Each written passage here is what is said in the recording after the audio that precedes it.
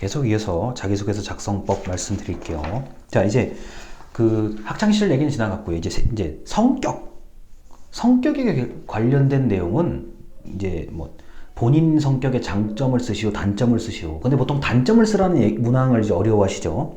그 다음에 강점을 쓰던가 약점을 쓰던가. 약점을 쓰라는 문항이 있을 수 있습니다. 자, 일단 장단점을 쓰라고 하면은 이걸 확실히 구분시켜 줘야 돼요. 그러니까 단점을 장점처럼 쓰려고 노력을 하거나 약점을 강점처럼 쓰려고 이렇게 좀 노력을 하는 것보다는 확실하게 구분을 시켜줘야 됩니다.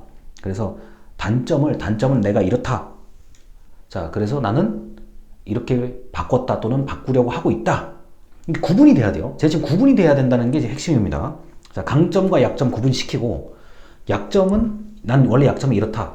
자, 그런데 내가 이거 지금 안 하려고 뭐 바꾸려고 이러고 있다. 뭐 이런 식으로요. 자, 그리고 이제 이런 걸 좀 말씀드릴게요. 단점하고 약점은 이게 나한테는 일종의 아픈 부분이잖아요. 자, 정확하게 써요. 있는 그대로 쓰고, 내가 이거를 고치려고, 이제 보통 고치려고 이렇게 하고 있다까지는 다 쓰세요. 쓰시는데, 이제 고치려고 하는 부분을 약간 더 구체적으로 쓰는 게 좋아요. 뭐, 예를 들어서 요새 유튜브 보면은, 30일 다이어트, 120일 다이어트, 이런 거 있잖아요. 그러니까, 그런 형태의 좀 시간이나 어떤 구체성을 드러낼 수 있는 뭐 숫자라든가 날짜라든가 이런 걸 넣었으면 좋겠어요. 아니, 어떻게 사람이 그 약점이나 뭐 단점을 그냥 갑자기 눈 뜨고 났더니 고쳐지는 거 절대 아니거든요. 그러니까 저 같은 경우도 뭐 좋은 습관, 나쁜 습관을 이제 뭐 이렇게 좀 습관이라는 걸 좀 바꾸려고 그러면 최소한 2주가 걸려요. 매일 하고 매일 그것에 대해서 생각을 했을 때 2주 걸린다는 얘기거든요. 그러니까 지금 제가 2주라고 얘기를 하잖아요.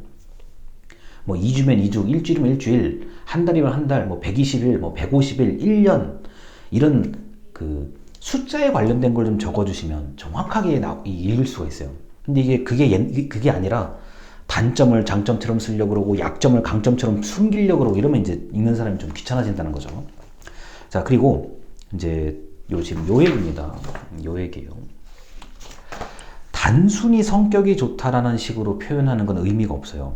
그러니까 내가 왜 성격이 장점이 이래서 장점이다 또는 이래서 강점이다라고 설명을 해주는 게 좋은데, 앞의 영상과 마찬가지로 사례나 근거가 있어야 됩니다. 그냥 내가 무턱대고 나는 사교성이 좋은 사람입니다. 이렇게 되면 이상하잖아요. 그러니까 왜 당신이 사교성이 좋은지에 대해서 좀 사례와 근거가 있으면 된다는 거고요. 자, 지금 제가 그 자료에 만들어 놨습니다. 뭐 장단점. 자, 어떤 사람에 관련된 사항이요. 자, 자, 난 활발하다. 그러면은 활발한 거에 관련된 사례가 이렇게 이어져야 되는 거고, 나는 뭐 꼼꼼하다.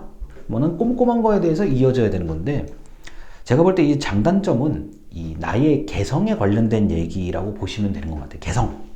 나는 원래 차분한 사람이야. 나는 원래 뭐 어떤 사람이야. 그 다음에 근데 강점이나 약점은 이제 일에 관련된 걸. 나는 내가 어떤 뭐 공모전 같은 걸 했을 때, 자, 도전했는데 내가 공모전 도전하는 과정에서 나는 꼼꼼하게 이러한 것을 꼼꼼하게 뭐 4번을 확인했다. 5번을 확인했다.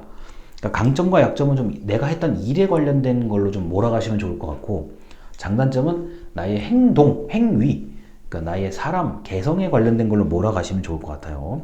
자, 그런데 이 장단점과 강약점. 자, 그래서 이 장단점, 강약점에 대해서는 이제 제발 섞어 쓰지 말라는 얘기가 이제 제일 중심이에요. 구분하라. 명확하게 구분해 줄 것. 그 다음에 단순하게 저는 꼼꼼한 사람이에요. 이게 아니라 왜 내가 이렇게 꼼꼼한 사람인지, 또는 내가 왜 꼼꼼한 사람이 되었는지가 좀 정확해야 된다. 인과관계가 명확해야 된다는 거예요. 예를 들어서 나는 조용한 사람인데 내용을 보니까 막 이렇게 떠드는 사람으로 돼 있어요. 그럼 안 되잖아요. 자, 그렇게 작성을 해주시면 되는 거고, 평소에 작성하면 나중에 골라서 적을 수가 있습니다. 무슨 말이냐? 자, 이거는 미리 적어두면 참 좋아요. 뭐냐? 그냥 그 문서 저 파일 하나 열어두시고, 자, 장점 생각나는 대로 다 적어보세요. 단점 생각나는 대로 다 적어보세요. 강점 마찬가지, 약점 마찬가지, 생각나는 대로 다 적어보세요. 일단 평소에 이걸 좀 생각날 때마다 다 적어두면은 이게 예를 들어 이럴 수가 있어요. 내가 단점이 되게 많네? 내가 약점이 굉장히 많은 사람이구나. 그러니까 이걸 아는 게 중요해요. 그 중에서 그게 쭉 적어두고, 내가 A라는 기업을 가고 싶으면은 그 A라는 기업의 특성에 맞는 걸 골라 넣을 수 있으면 참 제일 좋죠. 그러니까 평소에 작성하면 나중에 골라서 적을 수 있다는 이점이 있어요. 만약에, 이게 저도 마찬가지예요. 야, 너는 뭐가 장점이냐? 이렇게 누군가 바로 물어보면 제가 별로 할 말이 없어요. 예를 들어서 나는 똑똑하다. 뭐가 똑똑한데? 그럼 또 할 말이 또 없어요. 마찬가지예요. 넌 단점이 뭐냐? 별로 할 말이 없어요.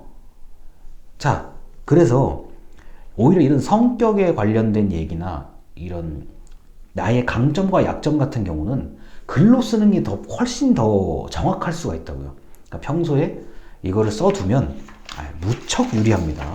자, 그래서 이런 점을 좀 잘 아셨으면 좋겠어요. 자, 그래서 일단은 여기까지의 말씀을 드려야 되는데, 자기소개서 작성법이 여러 가지가 있어요. 여러 가지가 있고, 또 하나 이제 더 추가적으로 이제 말씀을 드리면, 이제 성공과 실패.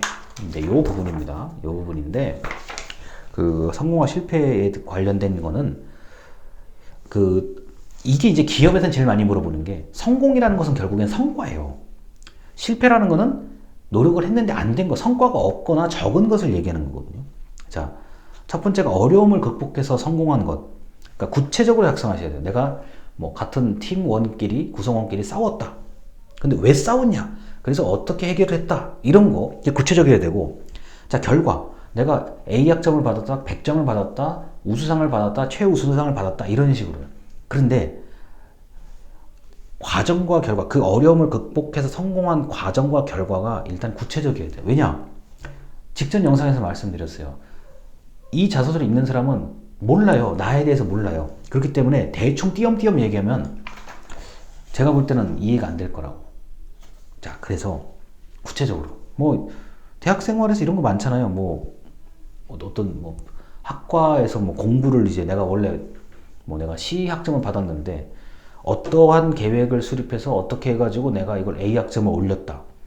근데 이제 올린 과정이 중요하죠. 어차피 학점이야 C, A나 이거는 읽는 사람이 알 거라고 보고, 과정이 이제 중요한 거고, 이제 읽는 사람도 모를 수 있는 거, 학교 내에 이런 프로그램이 있다. 근데 이런 거는 읽는 사람이 모를 수 있잖아요. 이런 프로그램이 있었다. 목표. 자, 그래서 이 목표를 달성하기 위해서 내가 매일 2시간씩 이렇게 해서 결과가 이렇다. 도저히 내가 이해가 안 되면, 지금 제가 말하는 게 이해가 안 되면 다이어트 생각하시면 돼요.